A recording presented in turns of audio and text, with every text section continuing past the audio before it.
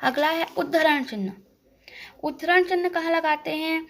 जब हम किसी की कही गई बात को जस का तस बताना होता है, जब हमें मतलब कि हमें जब किसी की कही गई बात को उसी के शब्दों में बताना होता है, जैसा उसने कह रखा है सेम वैसी ही बात हमको लिखनी होती है, यानी कि अपने शब्दों में नहीं बताना होता है, उसी के शब्दों में हमको वो बात बतानी होती है, तो हम यहाँ पर उद्धरण चिन्ह लगाते हैं। उद्धरण चिन्ह दो प्रकार के होते हैं, एक ये है डबल इन्वर्टेड कॉमा होता है जिसमें, एक ये है इसमें सिंगल कॉमा होता है। तो इन दोनों का प्रयोग अलग अलग जगह होता है। देखिए पहले इसका प्रयोग मैं आपको बता रही हूँ। इसका प्रयोग वहाँ पर करते हैं जहाँ पर हमको किसी की कही गई बात को वह उसी के शब्दों में बताना होता है। जैसे तुलसीदास जी ने कहा था, रघुकुल रीत सदा चली आई, प्राण जाए पर वचन न जाई। तुलसीदास ने कह रखा है ये शब्द, तो हमने उनकी कही गई बात को उन्हीं के शब्दों में लिखना है, तो हमने डबल उद्धरण चिन्ह लगाएंगे, उसके बाद हम इसको लिखेंगे। और सिंगल कॉमा तब लगता है जब हमको किसी भी चीज़ को हाईलाइट करना होता है, किसी शब्द को हाईलाइट करना, उसमें विशेष प्रकाश डालना होता है, तो उसमें सिंगल उद्धरण चिन्ह लगाते हैं। जैसे रामचरितमानस तुलसीदास द्वारा रचित है, तो रामचरितमानस को हमको विशेष प्रकाश डालना है इसमें, तो हमने यहाँ पर सिंगल उद्धरण चिन्ह लगा रखा है, इकहरा उद्धरण चिन्ह। समझ गए होंगे आप लोग। अगला है योजक चिन्ह। योजक चिन्ह कहाँ पर लगाते हैं? जहाँ पर हमको दो शब्दों के बीच में संबंध बताना होता है, वहाँ पर योजक चिन्ह लगाते हैं। या फिर जहाँ पर शब्दों की पुनरावृत्ति हो, यानी कि एक ही शब्द दो बार आए, अधिक बार आए, तो वहाँ पर भी योजक चिन्ह लगता है। जैसे देखिए आप लोग, माता पिता, यहाँ पर संबंध बताया जा रहा है माता पिता का, तो हम योजक चिन्ह लगा रहे हैं। दूध रोटी, दूध और रोटी का संबंध बताया जा रहा है, तो योजक चिन्ह लगा है।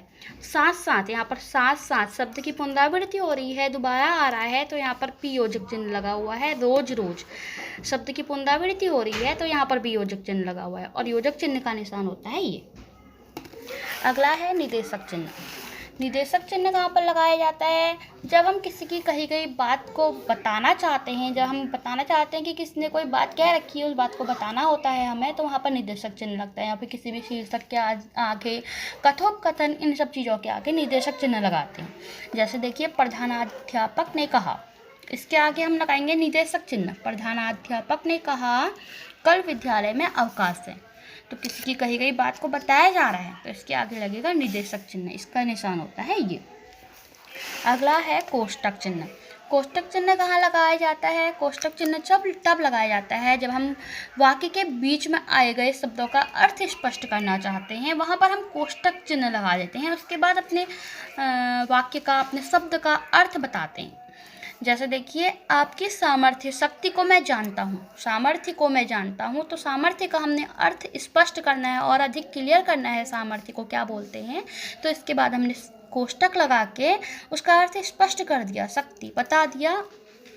ठीक है, तो जहाँ पर हमको शब्द का, अपने कहे गए शब्द का अर्थ और अधिक स्पष्ट करना होता है, वहाँ पर कोष्टक चिन्ह लगाते हैं, कोष्टक चिन्ह होता है ये। अगला है लाघव चिन्ह। लाघव चिन्ह कहाँ लगाते हैं? जब हम शब्दों का संक्षिप्त रूप हमको लिखना होता है, जब किसी शब्द का संक्षिप्त रूप, शॉर्ट रूप, लघुत्तम रूप उसको हमको लिखना होता है, तो वहाँ पर हम लाघव चिन्ह लगाते हैं। जैसे देखिए, मैंने लिख रखा है डॉक्टर, ये होता है लाघव चिन्ह का निशान, और हमने लगा रखा है डा के आगे लगा रखा है, तो इससे हमको ये बात पता चल रही है कि यहाँ पर हम डॉक्टर लिखना चाह रहे हैं, डॉक्टर का संक्षिप्त रूप हमने डा कर दिया है। ऐसे ही यहाँ पर पंडित का संक्षिप्त रूप हमने कर दिया है पन, इससे हमको पता चल रहा है ये लाघव चिन्ह से कि यहाँ पर पंडित है। ऐसे इंजीनियर, उत्तर प्रदेश आदि। अगला है हंस पद या त्रुटि पद।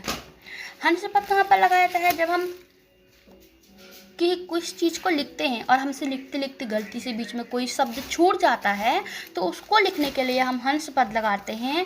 इसे त्रुटि पद या काक पद भी कहा जाता है। कहाँ लगाते हैं? जहाँ पर हम छूटे गए, अपने छूटे किसी, जब हम लिखते लिखते बीच में शब्द छोड़ देते हैं, तो उसको लिखने के लिए हम ये चिन्ह लगाते हैं। जैसे मैंने लिखा है राम जाएगा, राम जाएगा के बाद मैं घर लिखना भूल गई थी, तो यहाँ पर इसको घर लिखने के लिए हमने ये काक चिन्ह या हंस पद लगा दिया है। उसके बाद हमने ऊपर यहाँ पर घर लिख दिया है।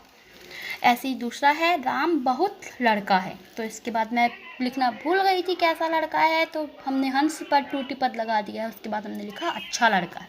तो आप समझ गए होंगे कि हंस पद कहाँ लगता है, जहाँ पर छूटे हुए पद को हम लिखना चाहते हैं तो वहाँ पर उसे बताने के लिए हंस पद लगाता है और इसका निशान होता है ये। आशा करती हूँ कि आप लोगों को विराम चिन्ह समझ में आ गए होंगे। आज के लिए इतना ही, अगली वीडियो कल दी जाएगी। धन्यवाद।